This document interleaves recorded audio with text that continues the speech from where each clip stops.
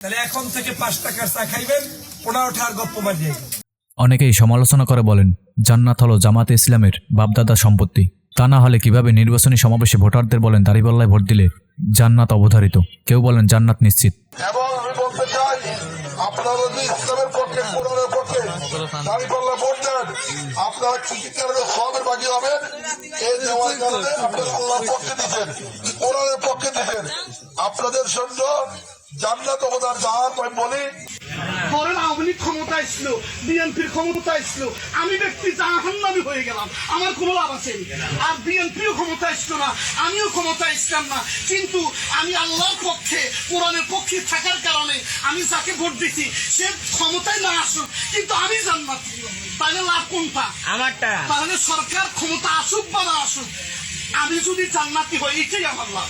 আবার জালকাঠি এক আসনের আরেক মাথামোটা জামাত প্রার্থী বলেন বিড়িতে শুকটান দিয়ে যদি কেউ দাড়িপাল্লায় ভোট চান তাহলে সেই হিসাবেও আল্লাহ জান্নাত দিতে পারে। এখন মনে হয় জান্নাত হলো জামাত ইসলামের কাছে মামাবাড়ির মোয়া। যারা বলে দাড়িপাল্লায় ভোট দিলে জান্নাত পাওয়া যাবে তারা নিজেরা জান্নাতি নাকি জাহান্নামী তার কোনো নিশ্চয়তা আছে? অথচ তারা আবার অন্যজনকে জান্নাতের টিকিট দেয়। ইসলাম নিয়ে এই ধরনের শিরিকি কথাবার্তা যারা বলে তারা কখনোই ইসলামী দল হতে পারে না। আরে ভাই, কেন বোঝেন না? তারা ইসলামী লেবাসধারী মাত্র। সাহাবীরা বিশ্বনবীকে প্রশ্ন করেছিল, নবীজি আপনি তো বিনা হিসেবে জান্নাতবাসী, তবু আপনি এত ইবাদত বন্দেগী করেন কেন? তার জবাবে আমাদের বিশ্বনবী হযরত মুহাম্মদ সাল্লাল্লাহু আলাইহি সাল্লাম বলেছিলেন, আল্লাহ তাআলা যদি আমার হিসাব নেয় তাহলে আমি কিভাবে তার জবাব দেব? নবীজির এই কথা থেকে পরিষ্কারভাবে বোঝা যায় দুনিয়ার কোনো ব্যক্তি বলতে পারে না কে জান্নাতি আর কে জাহান্নামী। সেক্ষেত্রে জামাত ইসলামী নেতারা কিভাবে বলে দাড়িপাল্লায় ভোট দিলে জান্নাত অবধারিত? আবার এমনও সমালোচনা করে কেউ কেউ বলেন মুক্তিযুদ্ধের নেতৃত্বদানকারী দল আওয়ামী লীগকে ক্ষমতা থেকে হটিয়ে জামাত ইসলাম নিজেরা মনে করে তারা জান্নাতের মালিক হয়ে গেছে, তাই তো ভোটারদের কাছে জান্নাতের টিকিট বিক্রি করে। অনেকেই মনে করেন যারা পাগলের মতো এই ধরনের কথাবার্তা বলে তাদেরকে আজীবনের জন্য পাবনা পাগলাগারদে পাঠানো উচিত। আপনারা চা খান দোকানে,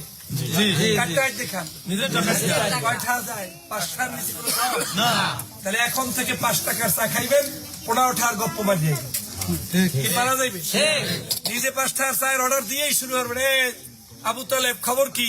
শুনলাম যে এই সব জায়গায় ডক্টর ফয়জুলের জয় জয়কার অবস্থা, এদিকে দাঁড়িপাল্লার কি কারবারটা কি, ঘটনা কি, ঘটলে কি? এদের সাথে আনলে না কোনোদিন। এক হওয়ার পরে আশেপাশে আরো 5-10 জন থাকবে না? এরা আবার এই মিডল লাগে পড়বে কি পড়বে না? এই প্যানাই আপনার একটা বড় ধরনের খেদমত, যেটা আপনার 100 টাকা খরচ করে করা লাগে না। দৈনিক বিড়ি খান না 5টা-10টা? ওই বিড়িটা যে দোকান দিয়ে খাইবেন, ওই বিড়ির অর্ডার দেবেন, আর লগ লগ বিড়ির একটা শুকটান মারিয়ে এই লগ লগ কি খবরটা কি কদে তোর এই যে কারবারটা কি দেশে দেখছো? দাড়িপাল্লা ছাড়া এদের সাথে কোনো মানুষই দেখি না। এই কামটা করলে আপনার শোনেন, আমি তো গল্পের ছলে বলার কারণে আপনার আনন্দ লাগতেছে, কিন্তু এমনও হইতে পারে আমার ভাই হয়তো কোনোদিন ইবাদত করার সুযোগ পায় নাই, ওই শুকটান দেওয়া বিড়ির মধ্যেও যদি সে ওই দাড়িপাল্লার দাওয়াত দিয়ে আল্লাহর দ্বারে কবুল হয়ে যায়, এমনও হইতে পারে পিছনের সব আল্লাহ মাফ করে দিয়ে তার তো ভালো করি। অতএব কোন অবস্থায় বসে থাকবেন না, যে জায়গায় যাইবেন ওই জায়গায় দাড়িপাল্লার দাওয়াত দিতে রাজি আছেন? এতে কি টাহা লাগবে? মুই যা খাই হেই আবার খামো ফাহে দাড়িপাল্লার গান কইয়াম, কি পারা যাইবে?